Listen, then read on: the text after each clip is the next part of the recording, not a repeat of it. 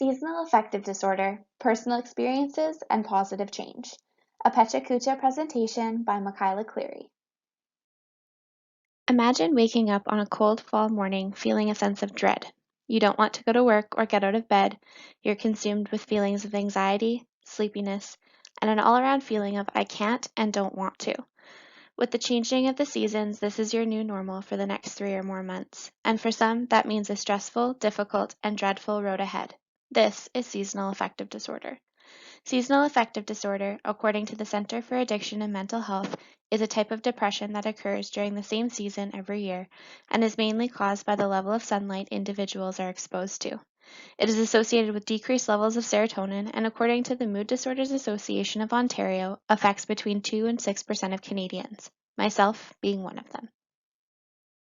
After experiencing SAD firsthand, I set out to conduct my research on the lived experiences of others who also suffer from this disorder.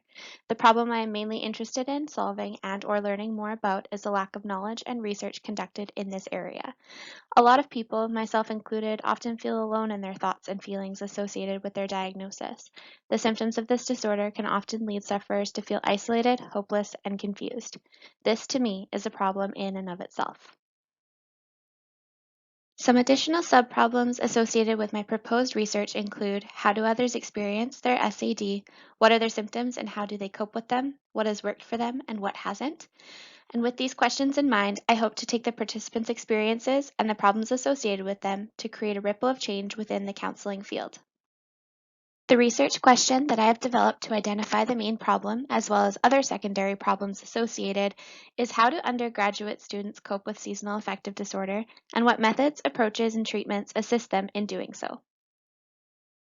Now, why conduct this research? I want to conduct this research to discover and understand more about the methods of treatment for seasonal affective disorder. The problem is that there are not many studies done in this area, so many practitioners and the general public do not know what SAD is or how to treat it. This research could provide us with more of the information we need in order to educate and advocate for our clients as well as ourselves as professionals. In addition to assisting practitioners in the counseling field as well as future clients, this research study will also help me personally. The results of this study could further my journey on the path towards self-discovery and to give me the possible tools I need in order to improve my own mental health and wellness. By conducting this research and incorporating the findings into my own life, it could ultimately make me a better counselor. It has been suggested that health professionals integrate SAD assessments and treatments not only in their own practices but in a personal capacity as well. I like to think of the results of this research as a method or tool to add to my ever-growing counselor toolbox. Having different approaches can allow practitioners to be well-versed and knowledgeable in ways that truly benefit our clients as well as ourselves. Researchers have discovered that a huge barrier that patients encountered when seeking help was that a lot of general practitioners did not understand or recognize symptoms of seasonal affective disorder. It's these types of studies that made me realize the issues surrounding the little research that has been done in this area and the importance of conducting such a study. The more practitioners know about SAD, the more those who suffer from it will benefit. Onto the theory that my research is based on. Grounded theory insists that concepts and categories should be identified from the data. That being said, I want to discover any specific themes and experiences that are shared among research participants. To achieve the best results using grounded theory, the researcher must be immersed in the data. Considering the personal connection to this topic, I can't help but jump right in with both feet into the research in order to help future clients and myself along the journey. I will be conducting an embedded mixed methods research design by using both quantitative and qualitative methods. By doing so, I incorporate the technical and human sides of research. A mixed methods approach also provides me the freedom to get creative and address the issues more personally. To generate a baseline and get some standard data from all participants, I'll be handing out a survey. The information provided will give me the necessary information to refer back to when interpreting results. Questions might include participants' name, age, gender, ethnicity, their major or minor, if they've seen a mental health therapist or counselor, and symptoms that they experience. The qualitative component of my research will be a semi-structured interview, which will allow participants to have freedom to express their experiences comfortably, whether that be through me asking pointed questions or allowing them to talk freely about their experiences with SAD. Because grounded theory traditionally focuses more on social processes, I wanted to make sure to incorporate this in some way into my research. Since coping strategies are a main focus of my research, this ties into grounded theory quite nicely. I plan to collect data by conducting the research at 3 different universities within 3 different faculties. The participants will be randomly selected based on their interest. 10 individuals will be selected from each program for each school. Surveys will be sent out electronically, and semi-structured interviews will be arranged based on participant availability. Here you will see a step-by-step approach to my method of data collection.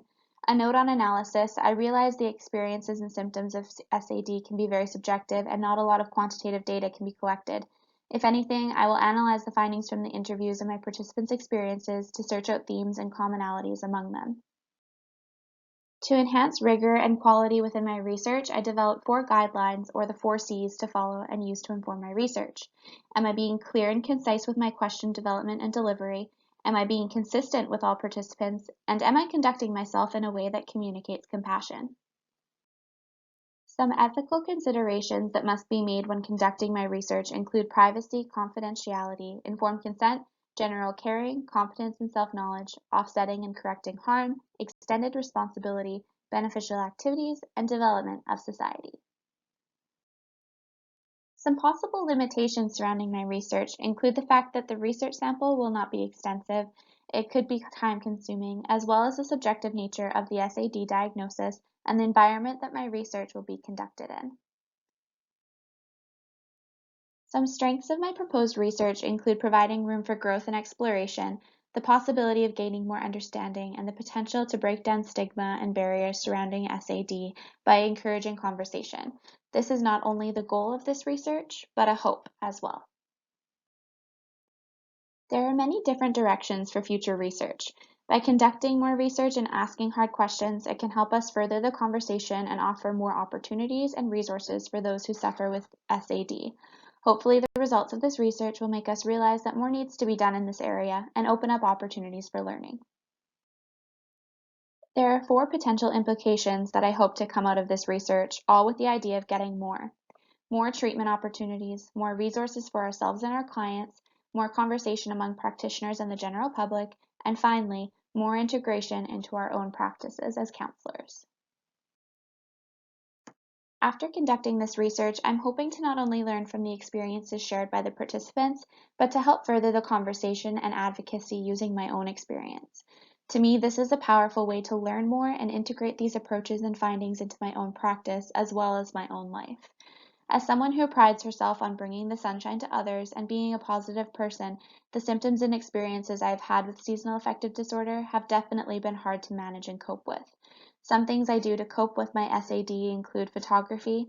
Some of the photos throughout this presentation are some of my own, as well as light therapy and increasing my vitamin dosages. Also, doing my research and talking about the effects of seasonal affective disorder have really been beneficial for me. My proposed research topic has inspired me to further these conversations, to talk about my own experiences, and to possibly conduct this research at a later time. It is my hope that by conducting this research and learning from these experiences, that it will help further the conversation and inspire positive change. Thank you.